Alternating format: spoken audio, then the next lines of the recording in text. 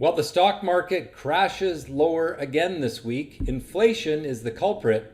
I'll tell you what's going to happen next as we go through the market charts, some of the crypto charts, and of course commodity charts. Plus, we'll do the day trade of the week on COGT.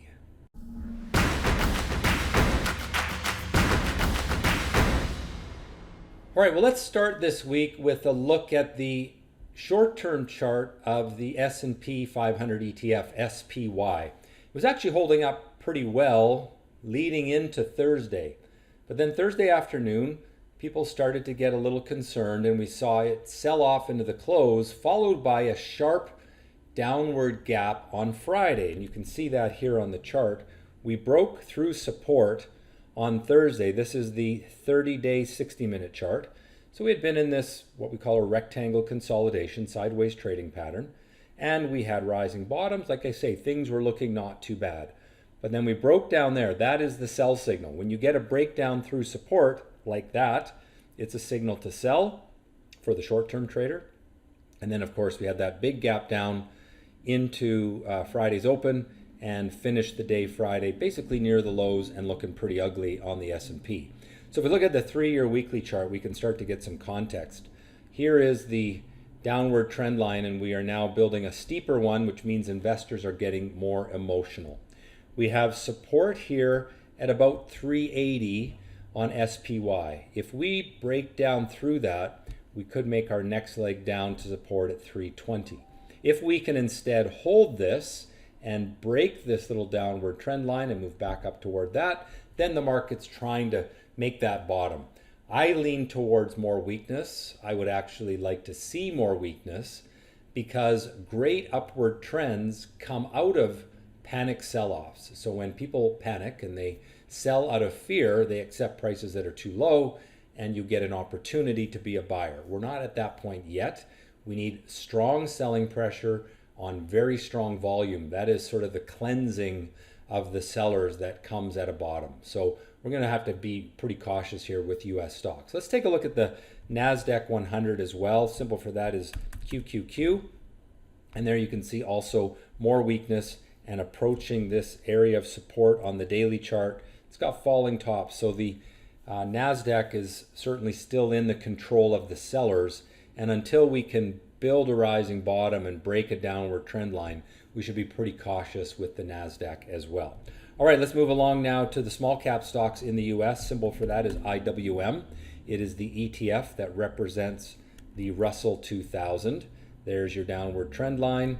And then we had the little steeper one there. And again, leading up into Thursday, the market was actually starting to build some confidence, look a little better, but it all fell apart Thursday afternoon. And so we're back into traders being cautious, being a little fearful. And I think you need to be very careful with what you trade. You need to focus on alpha stocks. Alpha stocks are those trading either inversely correlated to the market. So for example, the energy sector has been inversely correlated to the overall stock market. So that's one area to watch. Or you trade the stocks that are trading on abnormal volume. So every day there's a few stocks that still manage to make really strong gains. And I'll show you one at the end of the video with my day trade of the week. They're the stocks that trade with really abnormal volume, making big price gains. And for the short-term trader, you can take advantage of those. If you're a longer-term trader, you're not watching the market through the day, it's probably a good time to be mostly in cash. But I've been saying that for a few months because I think there could still be more weakness before we finally bottom. All right, let's take a look now at the Canadian market. T.XIU is the symbol for the TSX 60. And what we see here this week is a little bit of a breakdown. So we had the upward trend line, and that put me into the neutral camp on the TSX when it was broken here. And now we're breaking down from a falling top. We haven't gone through support yet, but I'm still going to shift my rating lower to bearish because of how that pattern looks. I think the Canadian market may see some profit taking in the energy sector, which has gone parabolic, and we'll look at the oil chart in just a moment. But there's been some profit taking in oil, and it deserves to come back a little bit. And that has been holding up the Canadian market. And so if that starts to roll over with some short-term weakness, meanwhile, the rest of the market is going down because of inflation and that sort of thing, then we could see the Canadian market have some more losses here. I don't think it's run for cover entirely yet, but I do think caution with Canadian stocks is warranted as well. All right, let's jump over to some of the commodities. Let's take a look at that oil chart. And I like to use USO. It is a ETF that represents oil. And I'm going to make this a 3-year weekly chart. And you can see that we have gone parabolic. And right now, we are even quite far above that trend line. Now, this is a healthy chart, don't get me wrong, but it would be reasonable to get 2 or 3 weeks of pullback to come back to that upward trend line, kind of like what you had happen a couple of months ago. Don't really see a breakdown yet. There was a little bit of weakness late this week, but until we can start to get back into the building of rising bottoms again, be a little bit careful. Now you can look inside this chart to get a little more detail, and there you can see on the 15-day, 60-minute chart, just a very short-term look, we've built a little rising bottom. We broke down on Friday, and that's why I think it would be reasonable to get a little bit of weakness here in the near term, and that would create an opportunity to be a buyer again on energy stocks. That was a theme I talked about last week, buying pullbacks in strong sectors. This is the start of a pullback, so it's not time to buy yet, but if we get a break of the pullback in the energy stocks to the upside, maybe a week or two from now, might be a good opportunity. And I'll keep you updated on that with my weekly videos, so make sure you're subscribed to the channel so that you know when I've uploaded them. All right, let's move over to gold, GLD. And you can see GLD had a pretty strong day, and many of the precious metal stocks had a good day, but they did so in general on light volume. In other words, it's the correlation to the market index that helped them, not so much the individual stocks having excitement. There was a couple, I think GFI, Goldfields, had a pretty good day on strong volume, but for the most part, the sector moved up on relatively normal volume as it was really driven by gold. And you can see GLD here having a strong day. If I draw a downward trend line, we're still below the downward trend line. We have potentially built a rising bottom, and so if we can break that downward trend line, then we will be maybe making a recovery in gold. So I don't want to get too optimistic yet because there's still that downward trend line in place, but something to keep an eye on. All right, let's jump over to the US dollar, UUP. And with that inflation number, we had a drop in the bond market, a rise in yields. I'll show you that chart in a moment. And there you can see the US dollar bouncing off of that upward trend line. So when I talk about buying strong sectors on pullbacks, this is what I mean. Here was the pullback, and there was the break of the pullback. And so if we get something like that in energy and oil and gas, that would be an opportunity. Right now, we had that 10 days ago or so on the US dollar, and you see what happens. It breaks off the trend line and rallies higher. If the energy market, the USO, can pull back to the upward trend line and then break the pullback, that's an opportunity to be a buyer on energy stocks because that's the sector that's done very, very well. All right, let's jump over to Bitcoin. This isn't Bitcoin, but this is a trust unit that is backed by it, I suppose.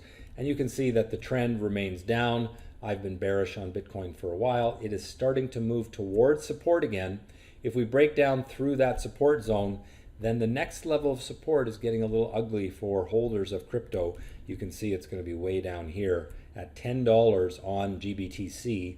I'm not sure what that exactly correlates to in terms of where Bitcoin would be, but I think it's around $10,000 would be the corollary. All right. Now the last thing I want to take a look at is just the bond market, because that's really the essential thing, focus of the market right now. With inflation rising, the market expects rising interest rates, and that's what you see in this chart. This is the inverse ETF of 20-year treasuries. It goes up if the bond market goes down, and it goes up if interest rates are going up. And so you can see interest rates have climbed the last couple of weeks. Again, this is that theme. Price runs away from the trend line, comes back to the trend line, and bounces, breaks, and up it goes again.